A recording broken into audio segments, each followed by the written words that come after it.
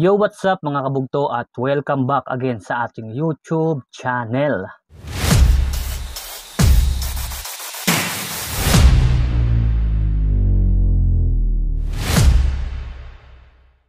So for today's video mga kabugto gusto ko muna kayong batiin ng Happy Friday, no? So sa mga construction worker diyan na nasa kumpanya Friday is sahod day, no? At sa mga nasa iba't ibang trabaho, no? So 20 ngayon or 21 sahod nila kahapon yata or ngayon. Basta sahod din nila ngayon ng mga kinsenas ng sahod. So ang topic natin ngayon mga kabugto ay patungkol sa kahirapan, no? So shoutout sa lahat ng mga mahihirap. Shoutout sa lahat ng mahihirap, no? Especially ako, mahirap lang din ako, no? So nakaka-proud yung mga tao na kahit sobrang hirap na ng buhay, nananatili pa ring tapat sa kanilang mga buhay, no? Or mas madaling sabihin na kahit sobrang hirap na ng kanilang buhay, hindi pa rin sila gumagawa ng mga bagay na alam nilang ikalalabag nila sa batas, no? So ibig sabihin nagtatrabaho pa rin sila ng marangal, no? Katulad ng mga nangangalakal, no? Mga basurero, yung mga nangangalakal. So nakaka-proud yan sila. So proud ako sa mga basurero, no? At sa mga tao na nanlilimos, no? So yung panlilimos sobrang hirap pong gawin 'yan kung ikaw ay mahiyain na tao, no? Pero dahil sa sobrang kahirapan talaga ng buhay, ginagawa mo 'yan, no? Yung ibang tao siyempre yung tingin sa mga nanlilimos, iba rin yung tingin nila. Ang iniisip nila ayaw magtrabaho ng tao, no? Pero yung tao may kanya-kanya kasing ano 'yan, mindset, no? Na kung saan sa panlilimos, dun lang sila, yun lang yung alam nilang trabaho na pagkakaperahan nila, no? Hindi naman sa sinasabi nating tamad sila at ayaw nila magtrabaho, no? Pero kapag ikaw kasi ay walang aral or walang kadunong, sobrang hirap makahanap ng trabaho. Sobrang hirap makahanap ng stable na trabaho, no? Kaya ako nauunawaan ko yang mga nanlilimos.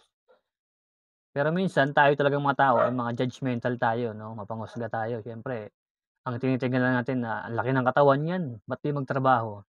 Pero hindi natin nilalahat, no?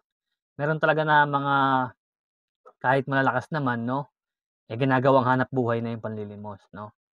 So, proud ako sa mga nanlilimos, yung talagang alam natin talagang gipit na gipit, no, yung kagaya ng mga matatanda, mga bata, 'yan.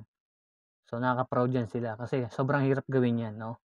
Ikaw kung ikaw yung matinong tao tapos manlilimos ka, 'di ba, sobrang nakakahiyang gawin 'yun. Pero dahil sa wala na silang maisip na paraan, 'yun na lang yung ginagawa nila, 'no? At siyempre yung pangangalakal, yung pambabasura, 'di ba? Sobrang nakakahiya rin gawin 'yun. Pero nakaka-proud yung mga taong gano'n, 'no? Kahit sobrang hirap ng buhay, gumagawa sila ng paraan para makakain, 'no, o para mabuhay, 'no? At siyempre yung mga nagtatrabaho ng marangal, 'no, yung mga suma-sideline, nag-e-extra, nagtatapon ng mga basura. Kasi tayong mga tao may kanya-kanya tayong diskarte, depende sa kakayanan natin, 'no, depende sa knowledge natin, 'no. Mahirap din kasi maging sobrang matalino, 'no, dahil kapag sobrang matalino tayo, nagiging magulang tayo sa ating kapwa, 'no. Nagiging gahaman tayo sa mga bagay-bagay na meron tayo dito sa mundo. Kaya nga sabi 'di ba, lagi tayong magpakababa.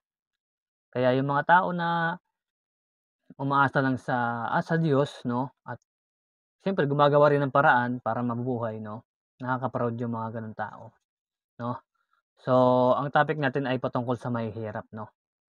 At siyempre sa sobrang kahirapan kung minsan may mga tao talaga na labag man sa loob nila na gumawa ng masama, nagagawa na nila dahil sobrang kahirapan, 'no, sobrang gutom at parang hindi na nila kayang tignan yung pamilya nila na gano'n talaga yung kalagayan. Kaya kahit labag sa loob nila, ginagawa nila yung pagnanakaw, ah, basta lahat ng mga masama ginagawa nila. But dapat nating maunawaan na hindi nila gusto yung bagay na yun. Pero hindi natin nilalahat dahil meron din naman mga tao talaga na yun talaga yung ginagawang hanapbuhay 'no, yung pagnanakaw, paggawa ng masama, paggawa ng krimen. Kasi yun na yung nakasanayan nilang gawin at ayaw nilang magtrabaho 'no. Pero hindi natin nilalahat 'no. Meron talagang mga tao na nakakagawa ng masama dahil sa sobrang kahirapan 'no. Eh, kasi tayong mga tao kasi laging judgemental tayo, eh, 'no. Lagi nating tinitignan na yung mga masasamang ginagawa lang ng kapwa natin. Hindi natin nakikita yung, kung ano yung kalagayan nila, sitwasyon nila, kung bakit nila ginawa yung gano'ng bagay 'no. So, siyempre tayo galing tayo sa mahirap, hanggang ngayon mahirap pa rin naman tayo, eh. Alam natin yung kalakaran ng latak ng lipunan 'no, basura. Alam natin 'yan kasi galing tayo diyan, eh. Hanggang ngayon naman gano'n pa rin naman tayo, medyo meron lang tayong maayos na trabaho dahil, nakahanap tayo ng trabahong kahit papaano naipo-provide yung mga pangangailangan natin, but alam natin yung kalakaran ng hirap ng buhay 'no. So, yun lang mga kabugto, at sana meron tayong natutunan sa video na ito 'no, patungkol sa mga mahihirap. So, yun lang, God bless.